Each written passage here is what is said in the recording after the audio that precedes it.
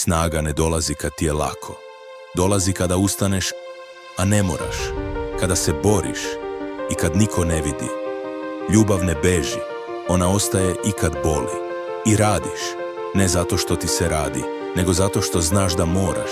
Zato što znaš da to što te danas lomi, sutra će te graditi. Borba sa sobom, to nije slabost. To je znak da si živ, da ti je stalo. Ne moraš da pobediš svakog dana, samo da ne odustaneš.